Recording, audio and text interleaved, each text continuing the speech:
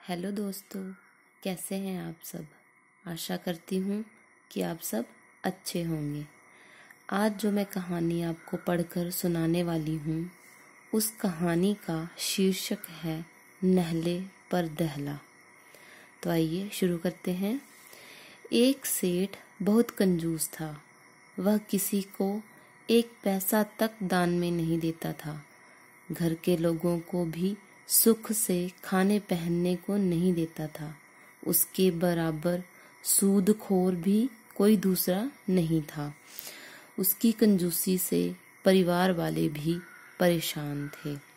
लाखों की संपत्ति पर खर्च का नाम सुनकर उसे बुखार आ जाता था।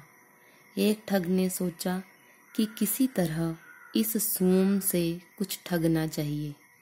इसके पास लाखों रुपए हैं, पर यह किसी को एक पैसा भी नहीं देता। दान पुण्य के नाम पर तो शून्य है ही, अपने नौकरों को भी पूरा मेहनताना नहीं देता। इससे किसी उपाय से रुपए ऐंठने ही चाहिए। ठग भेष बदलकर सेठ के पास गया और कहने लगा, सेठ जी, हमारे घर मेहमान आए हैं, बर्तनों की ज़रूरत है। कृपया 8-10 बड़े बड़े बर्तन देने का कष्ट करें। मैं कल आपके बर्तन वापस कर दूंगा। सेठ ने बहुत ना नुक्कर करने के बाद उसे 8-10 बर्तन दे दिए। अगले दिन वह ठग उन बर्तनों को 5-6 अन्य छोटे बर्तनों के साथ लौटाने आया। सेठ ने बर्तन संभालने के बाद पूछा कि ये छोटे बर्तन कहाँ से आए। ठग बोला, सरकार, आपके बर्तनों ने बच्चे दिए हैं, अतः मैं बच्चों सहित आपके बर्तन वापस लाया हूँ। सेठ ने लोभवश कुछ नहीं कहा और उन सभी बर्तनों को घर में रख लिया। कुछ दिनों के बाद वह ठग फिर आया और बोला, सेठ जी, परसों लड़की का विवाह है, इसलिए अब की बार आप मुझे सोने चांदी के कुछ बर्तन दे दीजिए। सेठ ने कहा, सोने चांदी के बर्तन ऐसे ही नहीं दिए जाते, इसके लिए 100 रुपये रोजाना लगेंगे। ठग बोला, सेठ जी, मैं एक दिन का किराया तो अभी दे रहा हूँ। आप मुझे तो जानते ही हैं, मैंने पहले भी आपको बच्चों सहित बर्तन वापस किए हैं। आप किराए की चिंता बिल्कुल मत कीजिए। मैं 100 रुपये प्रतिदिन की बजाय 150 रुपये प्रतिदिन दूंगा, अतः आप देरी न कीजिए। ठग की बात सुनकर सेठ मन ही मन बहुत खुश हुआ। उसने 15-20 हजार के बर्तन उस ठग को दे दिए। ठग ने बर्तन ले जाकर बाजार में बेच दिए।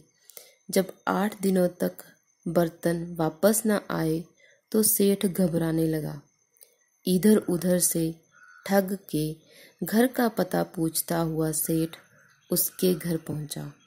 वहां उसने देखा कि ठग बाल मुड़ाए, रोनी सूरत बनाए घर के बाहर बैठा है।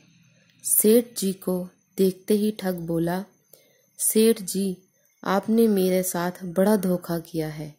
सेठ ने आश्चर्य से पूछा, वाह भाई, आज तक तुमने मेरे बर्तन वापस नहीं किए, अब धोखे की बात कह रहे हो।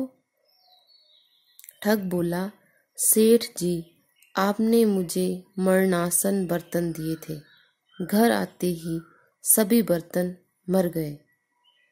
मुझे उनका दाह संस्कार करना पड़ा और 13वीं में 800 रुपये भी खर्च करने पड़े हैं। आप 800 रुपये अभी निकालिए। यह कहकर वह छाती पीट पीट कर चिल्लाने लगा, हाय राम, इस सेठ ने मुझे जानबूझकर मरणासन बर्तन दिए, मेरी नाक कट गई, सेठ के प्राण सूख गए। वह बोला, अरे ये क्या बक रहे हो, क्या बर्तन भी कभी मरते हैं। ठग बोला, सेठ जी, जब बर्तन बच्चे दे सकते हैं तो उनका मरना संभव क्यों नहीं है। पहली बार आपने बर्तनों के बच्चे चुपचाप वापस ले लिए थे, अब इस बार बर्तनों की 13वीं के रुपए दीजिए। इतना कहकर वह सेठ से झगड़ने लगा। झगड़ा सुनकर आसपास के लोग इकट्ठा हो गए। सेठ ने अपनी बदनामी के डर से उस ठग को चुपचाप 800 रुपये दिए और मुंह लटकाकर वापस आ गया। लोगों को जब सारी बात मालूम हुई तो वे हंसते हुए कहने लगे, इसी को कहते हैं नहले पर दहला। तो दोस्तों, कैसी लगी आपको आज की कहानी? अगर आपको कहानी अच्छी लगी है तो मेरे चैनल को सब्सक्राइब करें और मेरी वीडियोस को लाइक शेयर करना ना भूलें। धन्यवाद।